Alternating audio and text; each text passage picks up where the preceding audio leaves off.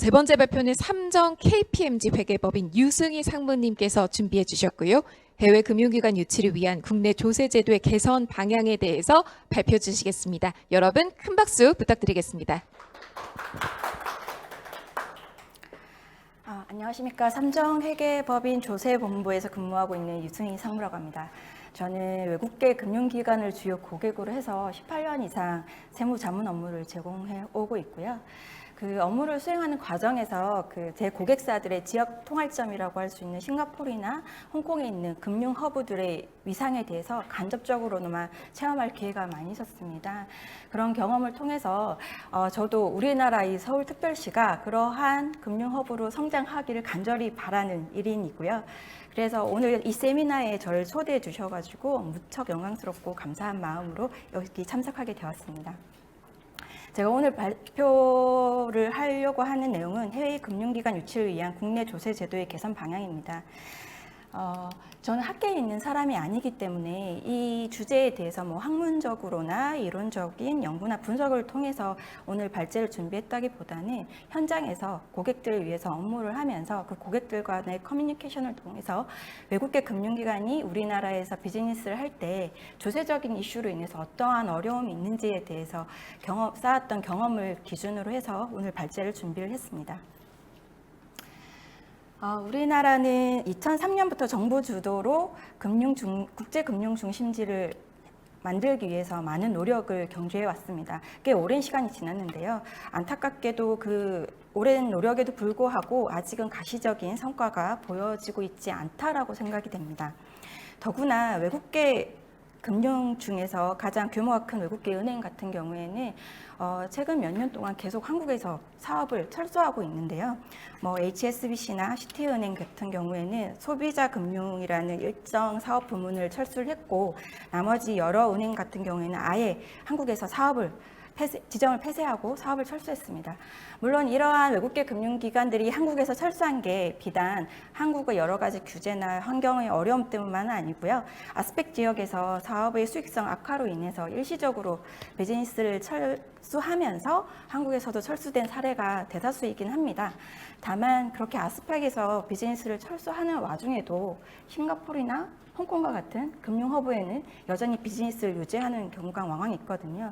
그만큼 싱가포르가 홍콩 수준의 금융 허브 수준에 도달을 해야지만 우리나라에서도 이런 외국계 금융기관을 유치된 외국계 금융기관도 계속 유지를 할 수 있고 새로운 금융기관도 더 추가로 유치할 수 있지 않을까라고 생각이 됩니다. 오늘 주제 조세의 측면에서 살펴보면 금융허브로 성장하기 위해서는 사실 조세 한 가지만으로 해결될 문제는 아니라고 생각하고 있습니다. 하지만 여러 요인 중에서 조세는 아무래도 회사의 비즈니스에 있어서 중요한 비용 항목 중에 하나이기 때문에 중요하게 고려할 요소이고요. 그러면 우리는 이 조세 제도를 어떤 식으로 개선을 해야 되느냐, 이 부분에 대해서는 싱가포르나 홍콩과 같은 현재 금융 허브를 좀 참고할 수 있지 않을까 생각이 듭니다. 제가 아주 간략하게 싱가포르, 홍콩하고 우리나라의 조세 제도에 대해서 간략하게 요약을 한 자료입니다. 첫 줄에 보시면 법인세율만 보셔도 싱가포르는 17%, 홍콩은 16.5%로 아주 낮은 세율이고요. 우리나라는 27.5%라는 물론 누진 세율 구간이 있긴 하지만 최고 세율이 27.5%가 부과되고 있습니다. 그뿐만이 아니라 한국에 진출을 할 때 지점이 아니라 자회사 형태로 진출을 하게 되면 미완료 소득에 대해서 일정 규모 이상이 되는 경우에 미완료 소득에 대해서 3.3%의 법인세를 더 부담하고 있거든요. 그래서 실질적으로 법인세 부담액이 아주 크다라고 보시면 될 것 같고요. 그리고 법인세가 과세되는 소득의 범위에 있어서도 싱가포르나 홍콩 같은 경우에는 금융과 관련되거나 또는 원천적으로 여기에서 발생하는 소득에 대해서는 과세를 하고 있지 않지만 우리나라는 기본적으로 과세 체계상 해외에서 발생한 소득도 과세 대상에 들어가 있기 때문에 그 과세되는 범위가 좀 더 포괄적이기 때문에 세 부담액이 더 증가하고 있다라고 보시면 될 것 같습니다.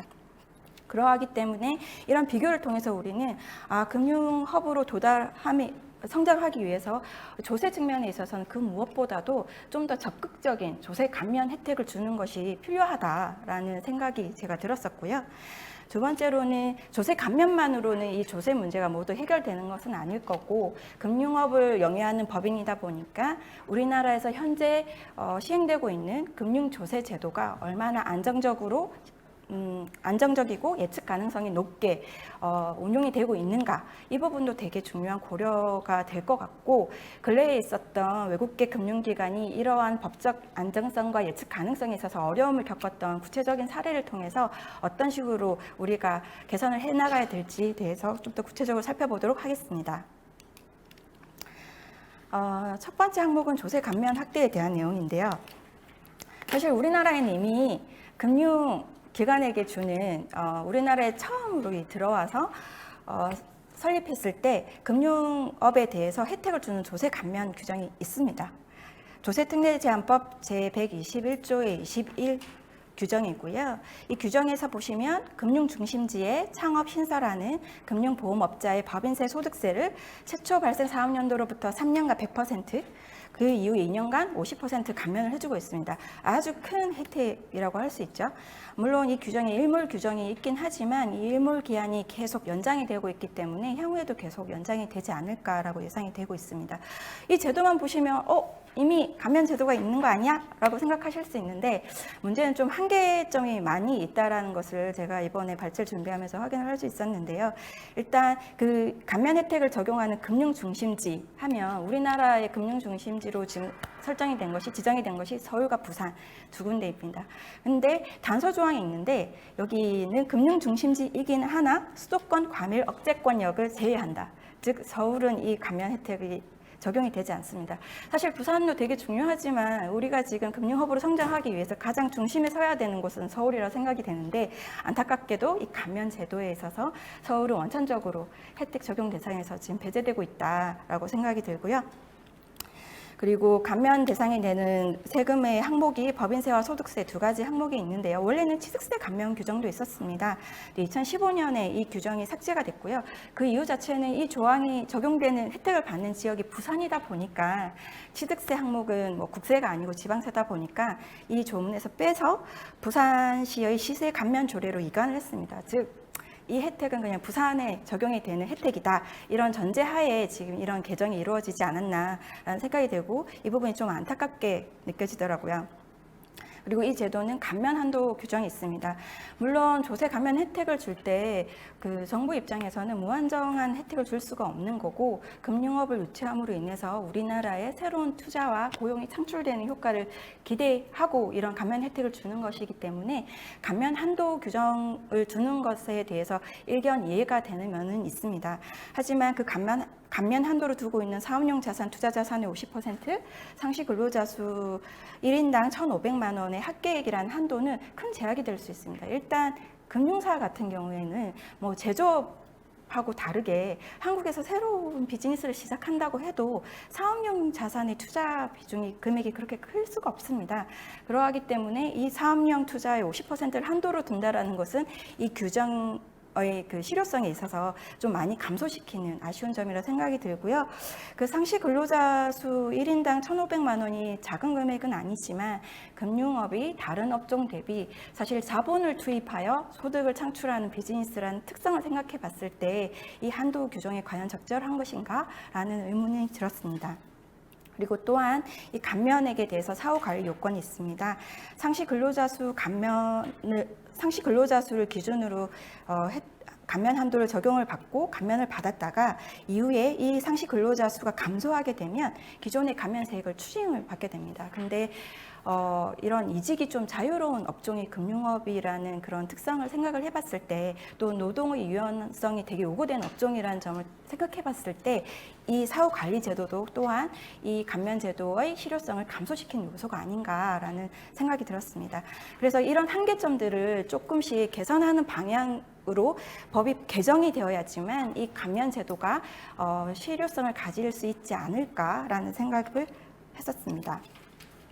두 번째로는 싱가포르에 대한 금융허브의 성장 과정에 대해서 제가 살펴보다 보니까 홍콩은 원래 여객 금융 거래가 발달했던 나라고, 싱가포르 같은 경우에는 홍콩과 같은 위상을 가진 금융 허브로 성장을 할 때 그 발판으로 삼았던 것이 여객 금융 쪽에 싱가포르는 아주 많은 지원을 하고 혜택을 줌으로 인해서 여객 금융 거래가 성장을 하고 거기서 출발을 하여 금융 허브로 또 성장을 하는 과정을 살펴볼 수 있었거든요. 그러면 우리나라가 아시아에서 금융 허브 모델로 이렇게 선례로 살펴볼 수 있는 싱가포르 같은 경우를 따라서 우리도 여객 금융에 있어서 좀 더 적극적인 혜택을 부여할 수 있도록 제도를 개선을 해야 될 것 같습니다. 현재 물론 앞서 법인세 감면 제도와 마찬가지로 현재 조세법에는 여전히 동일하게 조택법상 여객 금융 거래에 대한 혜택을 주는 조항이 있긴 합니다. 하지만 역시 마찬가지로 좀 한계점이 있고요. 그 한계점이 무엇인지 살펴보면 일단 이 감면 제도를 적용받는 대상은 외국한 업무 취급 기간에 한정되어 있고, 그리고 허용되는 거래의 형태 또한 외국한 업무 취급 기관이 차입한 외화 채무로부터 발생한 이자나 수수료, 또 은행 등이 국외에서 발행, 매각하는 외화 표시 어음이나 외화 예금 증서에서 발생하는 이자나 수수료 등의 소득으로 한정하고 있습니다.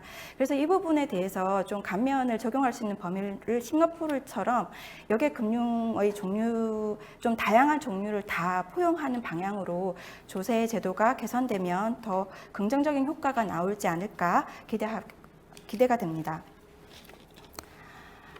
조세 환경을 개선함에 있어서 조세 감면을 통한 조세 부담을 낮추는 것이 가장 빠른 방법이라는 생각은 들지만 그것이 모든 해결책 마스터키는 아니라고 생각이 됩니다. 앞서 말씀드렸던 것처럼 외국계 금융기관은 금융업이라는 특수한 산업을 하는 회사이고요. 그렇다 그랬을 때 우리나라에서 현재 시행되고 있는 금융조세의 환경이 얼마나 안정적인가에 대해서 살펴봐야 될 것 같은데요. 제가 교육세와 원천세라는 근래에 있었던 좀 외국계 금융기관들이 고충을 겪었던 사례를 통해서 현재 상황을 좀 설명드리도록 하겠습니다. 우리나라에서 금융업은 부가세가 면제되는 사업입니다. 싱가포르나 홍콩도 마찬가지고요. 그러나 부가세가 면제되는 선에서 끝나는 것이 아니라 그 대신에 교육세가 수입 금액의 0.5%가 과세가 되고 있습니다.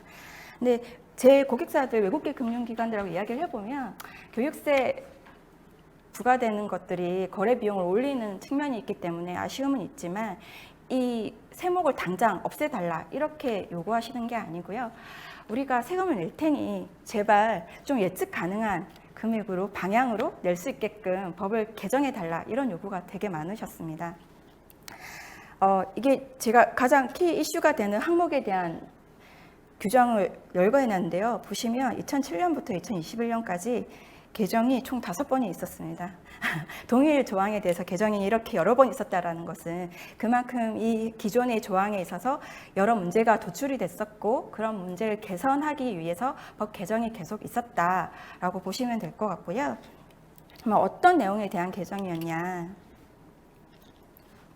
교육세는 원칙적으로 수입 금액, 즉 비용이 차감되지 않은 그 그로스 레비뉴에 과세가 되는 책임인데 외화 거래나 파생 상품과 같이 외국계 금융기관에 있어서 거래 비중이 매우 높은 상품 같은 경우에는 거기서 발생하는 손실이나 비용을 차감하지 않으면 실질적으로 이 납세자가 부담할 수 있는 조세를 부담할 수 있는 능력, 즉 그 담세력 대비 부과되는 세금이 아주 금액이 커질 수밖에 없습니다. 그런 문제를 해결하기 위해서 외화나 파생에서 발생한 소득에 대해서는 비용을 차감할 수 있도록 인정해주고 있고요.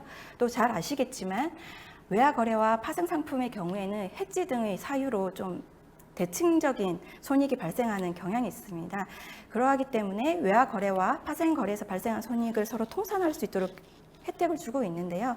문제는 그 통산할 수 있는 범위에 대해서 항상 많은 문제가 발생을 했던 것 같습니다.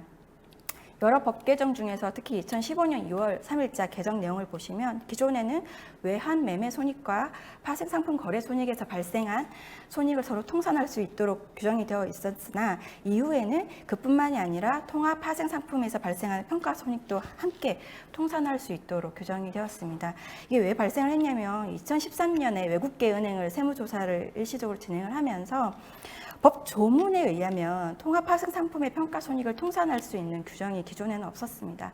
그래서 과세관청은 당연히 그 물리적 해석에 충실하여 과세를 했던 것이고요. 다만 납세자인 외국계 은행들 입장에서는 이 거래의 실질을 봤을 때 통합파생은 외화파생과 서로 대칭적으로 손익이 발생하는 해지 관계에 있는 대부분의 거래이고, 그리고 이 통산하도록 하는 법의 취지를 생각해 봤을 때 통합파생에서 발생하는 평가 손익도 당연히 통산이 돼야 된다라고 주장을 해서 불복 절차와 소송 절차를 거쳐서 2021년에 결국 대법원에서 승소를 하였습니다. 결국 교육세를 다 환급을 받았는데요. 그 결과는 결국은 거래의 실질을 반영을 해서 합리적으로 결과가 나왔다고 생각은 되는데, 그 과정을 생각해 보시면 2013년에 과세가 돼서 거액의 세금을 과세가 돼서 2021년에 드디어 환급을 받게 되었기 때문에 그 과정에서 많은 비용 부담이 있었다라고 생각을 하실 수가 있습니다. 그래서 이 교육세법을 좀 더 과세 대상을 명확화하고 과세 방식을 좀 단순화하는 방식으로 해서 납세 의무자인 외국계 금융기관들이 좀 과다한 납세 협력 비용을 부담하는 일이 좀 최소화될 수 있게끔 개정이 필요할 것 같습니다. 마지막으로 이것도 구체적인 사례를 살펴봐야 되는 항목인데요. 외국계 금융기관들은 한국에서 금융업을 하다 보니까 그 비즈니스를 통해서 발생하는 금융소득을 투자자에게 다시 지급하는 과정을 거치게 됩니다.